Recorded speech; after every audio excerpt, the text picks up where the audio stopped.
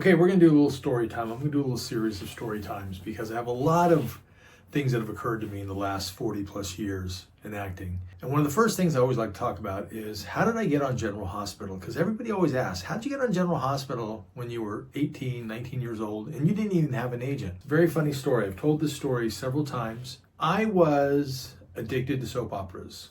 Now you have to remember this is the late 70s, early 80s, and I was naive. I had no idea you couldn't just pick up the phone and call a studio. You can't do that today. You can, but it won't get you anywhere. I wanted to be on General Hospital, and the storyline at the time was about two characters, Luke and Laura. Luke raped Laura, and then she fell in love with him. But then they were in a disco, and they had disco dancers. Disco was big in the 80s, and I wanted to be one of the disco dancers because in the late 70s, I was disco king at my high school. I competed in the California State High School Dance Championships, and I knew all about disco dancing. So I made a really bad resume on a typewriter and made photograph copies of it. It looked terrible. And I took my high school senior picture, which was color, not in black and white. And at that time, you used black and white headshots. So anyway, I took my color high school senior picture. I found out who the casting director was for General Hospital. It was a guy named Marvin Page. And I only found that out simply because I waited until the credits at the end of the soap opera. So I got a manila envelope and I made copies of my headshot and my very crude resume, and I put them in an envelope and I sent them off to where General Hospital was filmed. At the time it was Sunset and Gower Studios. So I waited about a week and a half or so, and then I called the studio. I called the main line of the studio and I said, can I speak to Marvin Page? And whoever answered said, who's calling? And I said, my name is Michael Pierce, and I sent my headshot and resume. I want to be a dancer on the show and I want to know if he got it. And the phone got very quiet. I was put on hold, and then they came back and said, I will give him the message. And that was it. Okay, I probably did this every week for 2 months. I would keep calling, asking to talk to him. I didn't know any better. I did this for an entire summer. This would have been the summer of 1980. Anyhow, one day when I called, I said, can I speak to Marvin Page? And they said, what's this about? And I said, I want to be a dancer on the show. And they put me on hold. And then somebody came on. They said, hi, is this Michael Pierce? I said, yes.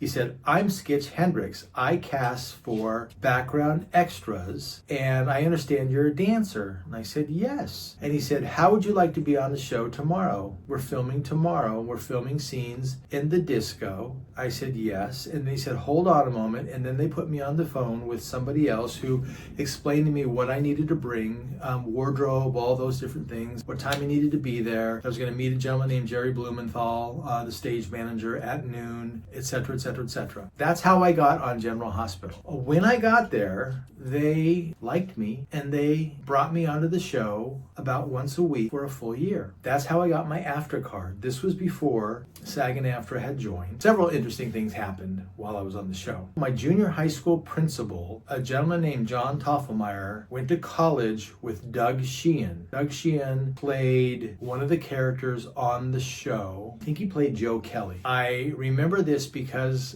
my mother at the time worked for the school district, told me she had told John Toffelmeyer that I was at General Hospital. He said, to tell him to tell Doug Sheehan hello from John Toffelmeyer. So I went to set one day and I said, hey, Doug Sheehan, John Toffelmeyer says hi. He says, how do you know John Toffelmeyer? I said, he was my principal. So we got to talking. So every time I was on set, he would talk to me. Well, he was the nicest guy. This is the same time that Rick Springfield was on the show. Rick Springfield and Doug Sheehan were like this. And so whenever I was on the show and in the disco scenes, Doug Sheehan and Rick Springfield would be so kind to me, and they would share their popcorn, and we would eat pizza that was made for prop pizza. Anyway, everybody was involved in the disco, and I would hold center court, and it was so much fun. Well, as the scenes in the disco started to slow down, I was asked, do you want to continue on the show and be a hospital orderly? So I would do that. I would be a hospital orderly. That is how I got my first under 5. The gentleman that played Alan Quartermain, Stuart Damon, was very kind to me. I don't know why these people were so nice to me. On General Hospital, there is the nurses station, and Emily McLaughlin was the head nurse. She always stood there, and Shel Kepler, who played Amy Vining, was always there. So I'd always just kind of walk around, and